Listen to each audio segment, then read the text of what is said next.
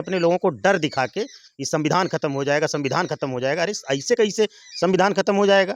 संविधान में भी एक प्रावधान है कि हम मतलब हमारे देश में कभी हमारे देश का संविधान नहीं खत्म हो सकता, संविधान में खुद लिखा हुआ है। नमस्कार, मैं हूं विनोद कुमार। आप देख रहे हैं प्रबल भारत की बुनियाद न्यूज। आज इस वक्त मैं आपको लेकर चलता हूं 73 लोकसभा जौनपुर में।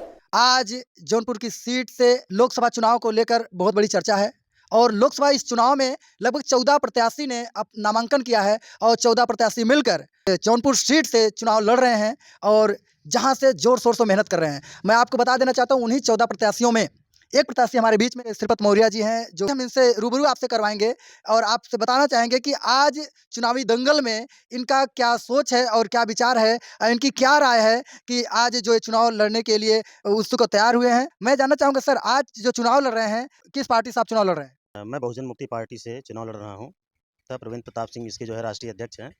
हम लोग गांव-गांव जा रहे हैं लेके और लोग इससे सहमत भी हो रहे हैं कि अगर कोई 15-85 की लड़ाई लड़ रहा है तो बहुजन मुक्ति पार्टी के लोग ही आज की डेट में 15-85 की बात कर रहे हैं। यहाँ पर बताया जाता है कि बाहुबली लोग चुनाव लड़ रहे हैं जी। और लोकसभा जौनपुर की जो सीट है अहम मायने भी रखती है और इस सीट में अपना परचम लहराने के लिए क्या लगता है कि इन 14 कैंडिडेटों में भी आप ये कैंडिडेट हैं और आप ये किस सोच के और किस विचारधारा से चुनाव लड़ रहे हैं?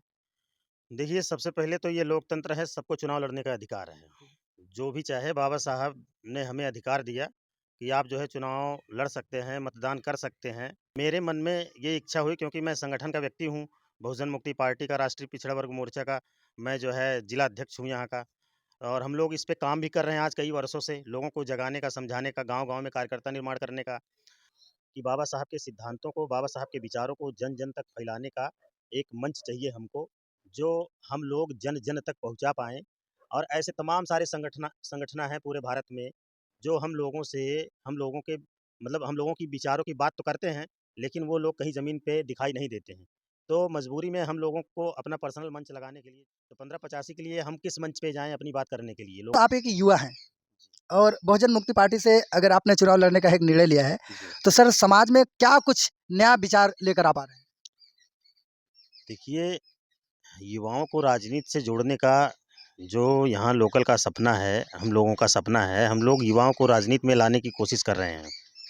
और आने वाले समय में तमाम सारे युवाओं को तैयार किया जा रहा है कि जो समाज में शोषित, वंचित, कमज़ोर तबके के लोग हैं, उनको हक और अधिकार कैसे दिलवाया जाए, उनको न्याय कैसे मिले।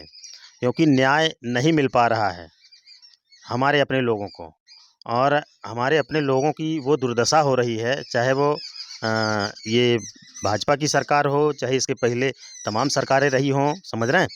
जो असली मुद्दा है, उस मुद्दे से हमारे अपने लोगों का ध्यान भटकाया जाता है। जैसे भई हम कह रहे हैं कि जाति जनगणना, आज जिस जाति जनगणना का मुद्दा लेके राहुल गांधी जी रोड पे उतरे हैं, जाति जनगणना इसके पहले उनकी सरकार लगभग 50 साल 55 साल उनकी सरकार थी, कभी उन्होंने जाति जनगणना नहीं होने दिया। उन्हीं लोगों ने जाति जनगणना को रोक के रखा। अब आज फिर उनको सरकार में आना है, ऐसा नैरेटिव तैयार होता है, जैसे जब 2014 में नैरेटिव तैयार हुआ, लोगों को 15-15 लाख रुपए देने की बात हुई।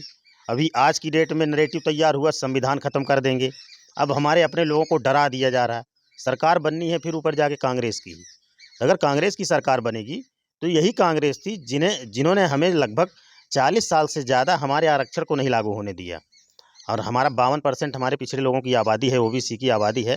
अगर ये सरकार चाह ही रही होती तो शायद हम लोगों को 52% जो है आरक्षण मिलना चाहिए था।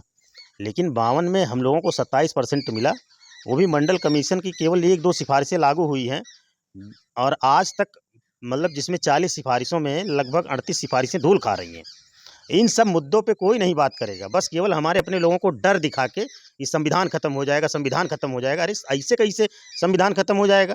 संविधान में भी एक प्रावधान है कि हम मतलब हमारे देश में कभी हमारे देश का संविधान नहीं खत्म हो सकता, संविधान में खुद लिखा हुआ है। तो इसीलिए हम लोग युवाओं को जागरूक कर रहे हैं कि हम लोगों को खड़ा होना पड़ेगा, और ये जो नागनाथ और सांपनाथ हैं, इनसे हम लोगों को सावधान करने की ज़रूरत है।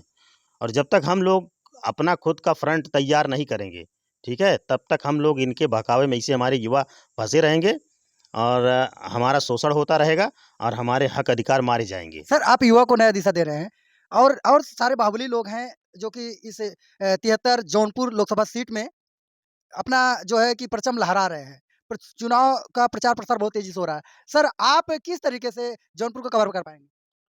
ये हमारा प्रचार प्रसार निरंतर चल रहा है। जहाँ तक हम पहुँच रहे हैं, लोगों को जागरूक करने का काम कर रहे हैं और हमारी जो चुनाव निशान है वो चारपाई है और चारपाई लोगों के पास तक अपना चुनाव निशान पहुँचा रहे हैं कि आप लोग भारी से भारी जन समर्थन दीजिए और इस अपने युवा साथी को पहचानिए और हमारे मिशन को पहचानिए, क्योंकि ये बहुत पुराना संघर्ष है, महापुरुषों का संघर्ष है, आज का संघर्ष नहीं है। जिस संघर्ष के बदौलत बाबा साहब ने संविधान लिखा, उसके बाद तमाम मान्यवर कांशीराम साहब ने संघर्ष किया। आज मान्यवर वामन मेश्राम साहब संघर्ष कर रहे हैं और उनके साथ कई लाख लोग लग के जो है दिन-रात इसी पे काम करते हैं कि आखिर यहाँ का जो शोषित वंचित तबका है, उसको हक और अधिकार, पूरा का पूरा हक अधिकार भई हम करें। जैसे अगर 10 रोटी बनी है और कोई उसमें से 9 रोटी खा जा रहा है, ठीक है? एक अकेला आदमी 9 रोटी खा रहा है और 1 रोटी में, ठीक है? सारे लोगों को 10 लोगों को खिलाने की कोशिश कर रहा है। 1 रोटी में 10 लोग कैसे खा पाएँगे? नहीं खा पा रहे हैं, लेकिन उनको कहीं न कहीं से दूसरे मुद्दों में उलझा के संतुष्ट करने की कोशिश की जा रही है और ये जो संतुष्ट करने की कोशिश की जा रही है, हमारे लोग उनके बहकावे में ज़्यादातर आ जाते हैं। सर, कितना जन समर्थन मिल रहा है आपको? सर हमें बहुत बड़े मतलब तबके में जन समर्थन मिल रहा है, हम जहाँ भी जा रहे हैं। गाँव-गाँव में जो लोग जा रहे हैं सर, आप गाँव को कैसे विज़िट कर रहे हैं? हाँ, हम लोग गाँव में जाते हैं, लोगों से मुलाकात करते हैं, पर्चा-वर्चा देते हैं और उनसे बातचीत मैं सर करते हैं। मैं जानता हूँ कि सर आप जो है कि आपका जो है ज चुनाव प्रचार जो हो रहा है, जी। आप चुनाव प्रचार में जो संघर्ष कर रहे हैं, तो आप और लोगों की तरीके चुनाव प्रचार नहीं कर रहे हैं, बड़ा साइलेंट तरीके से और गाँव में क्या साधन है चुनाव प्रचार करने का? देखिए, हमारे पास बहुत बड़ा साधन-संसाधन नहीं है चुनाव प्रचार का, क्योंकि हमारे पास हम लोग जो चुनाव आयोग का क्राइटेरिया है कि जितना पैसे में आपको चुनाव लड़ना है, हम लोगों उतना भी पैसा नहीं खर्च करना है। हुँ, हम लोगों को केवल अपनी बात लोगों तक पहुँचा रहे हैं और लोग बहुत खुश हो रहे हैं, प्रभावित हो रहे हैं हुँ। कि अगर कोई समाज के असली मुद्दे पे बात कर रहा है, तो ये संगठन बात कर रहा है, बहुजन मुक्ति पार्टी बात कर रही है। समझ रहे हैं? प्रवीण प्रताप सिंह भी जो है आए दिन इंटरव्यू देते रहते हैं और हमारे यहाँ लाल बहादुर त्यागी जी हैं, जो हमारे प्रदेश अध्यक्ष जी हैं, वो भी आए दिन इंटरव्यू देते रहते हैं और लोगों को जागरूक करने का काम करते रहते हैं। तो बहुजन मुक्ति पार्टी को अ, बताने की ज़रूरत नहीं है, लगभग सब लोग जान गए हैं।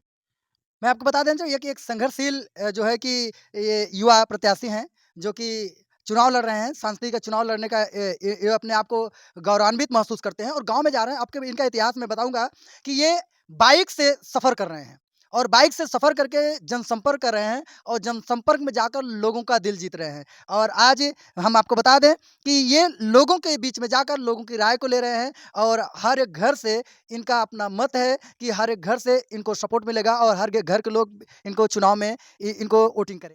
जौनपुर में 14 प्रत्याशियों में ये भी एक प्रत्याशी हैं और जिनका चुनाव निशान चारपाई है और 13वें नंबर पर हैं। और दूसरी बात ये है कि ये इनका जो संघर्ष है कितना रंग लाएगा, हम मिलते हैं आपको अगली वीडियो में।